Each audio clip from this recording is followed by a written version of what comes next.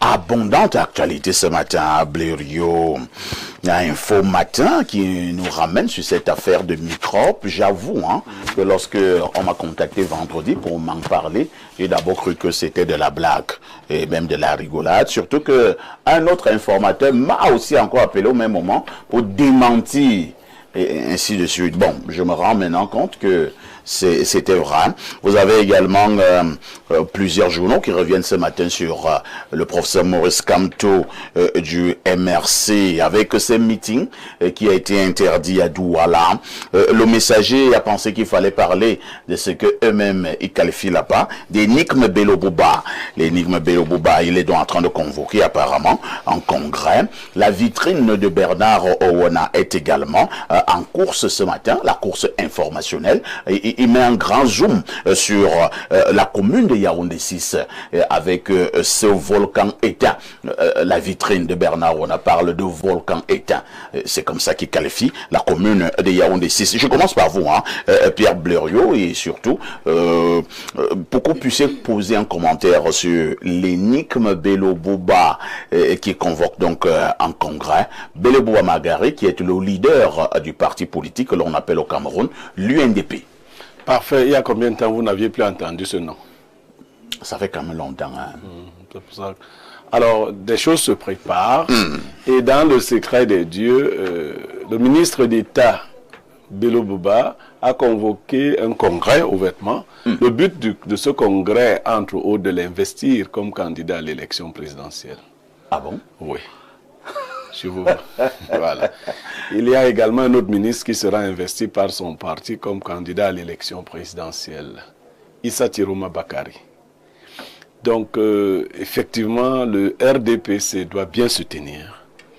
Ces gens sont décidés, chacun est décidé à ne plus laisser les choses se faire. Et là, je vous dis, vous avez vu, en fait, Bello ne passait plus sur les... Vous voyez?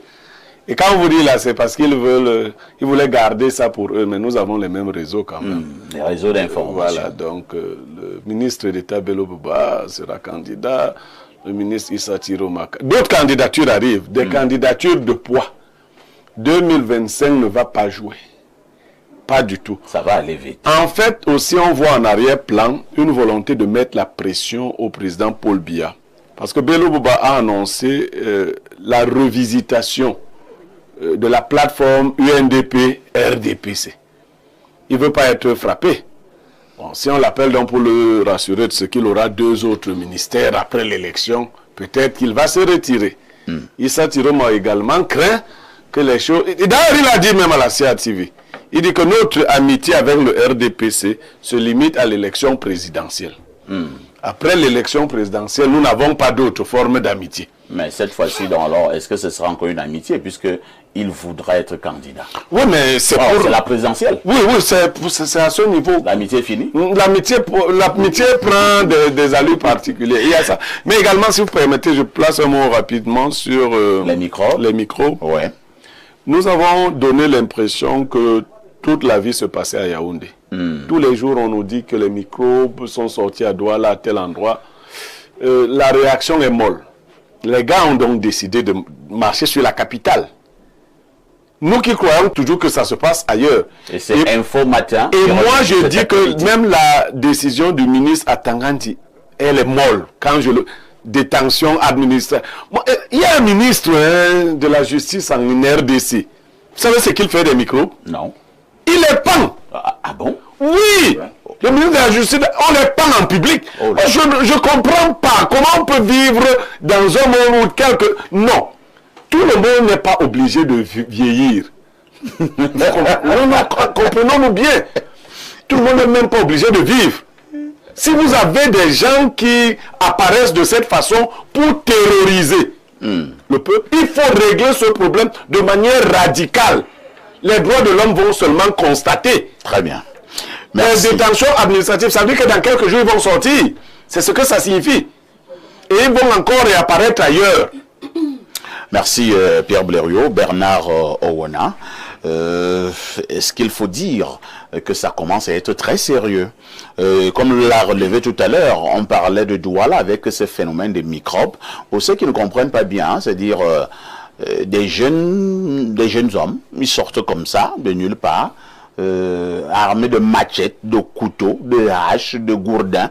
Ils sèment la terreur dans des quartiers, parfois en journée. Ils pillent des boutiques, ils agressent, ils blessent, parfois ils tuent. Ils sont par moments une vingtaine, une trentaine, une cinquantaine. Ça s'est passé pour le cas du Cameroun, beaucoup plus à Douala. On a eu plusieurs cas. Cette fois-ci, vendredi passé, pour la toute première fois, ils ont expérimenté cela à Yaoundé, au quartier Mokolo. Votre réaction? Ma réaction, d'abord, il faut dire que les microbes, dans leur immense majorité, c'est des jeunes gens drogués, bien drogués, qui sont beaucoup plus de nationalité tchadienne, centrafricaine et je crois qu'il y a les Tchadiens, il y a les Centrafricains qui sont majoritaires et quelques Camerounais. Je suis entièrement d'accord avec Blériot. Moi, je pense sincèrement que ces gens-là, à une époque, il y a eu un général qui a sévi à Douala pendant...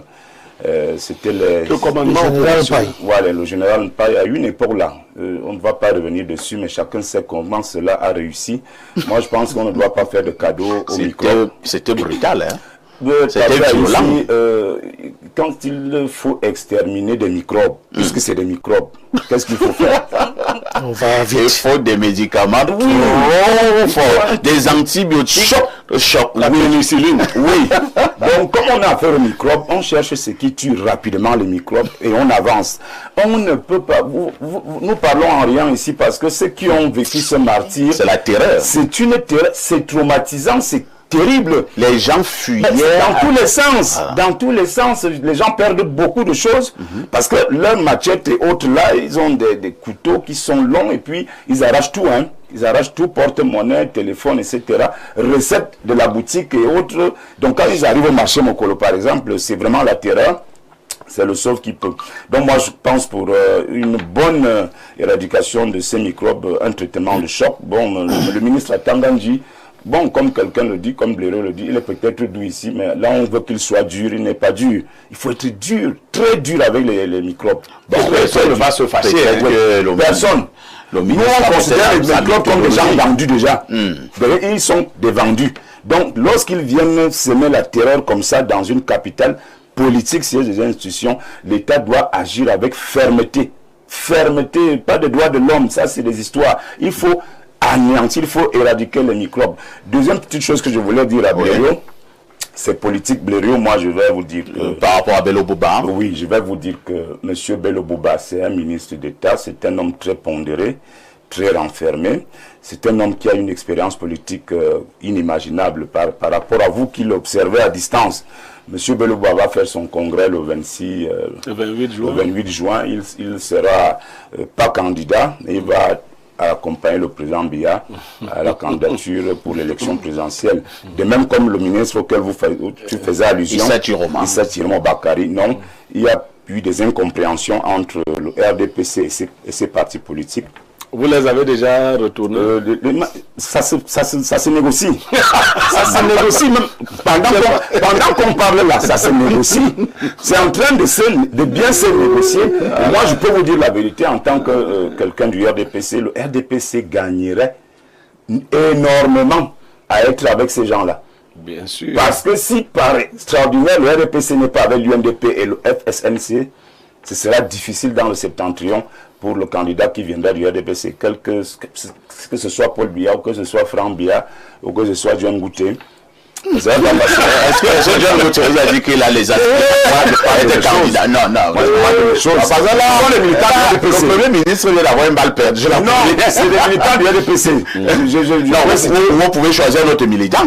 Pourquoi quand j'ai dit Franck Biya, tu n'as pas réagi? Parce que bon, depuis un certain temps, on parle du franquisme. Bon, alors, John Gouté est là où il se trouve. Mais maintenant, vous êtes en train de faire comprendre que... Je peux vous dire à Blériot que l'UNDP, c'est un allié qui pèse C'est un allié. C'est la première, c'est la deuxième force politique au Cameroun par rapport aux élus. Ils ont 502 conseillers municipaux. Ils ont une région. Donc ils ont le conseil régional de la Damawa. Donc ils ont une région entière qu'ils maîtrisent. Et donc 502 conseillers municipaux dans le septentrion et dans d'autres régions comme à l'Est. Merci. Je reviendrai à vous tout à l'heure, Bernard Ouana, pour commenter votre propre une.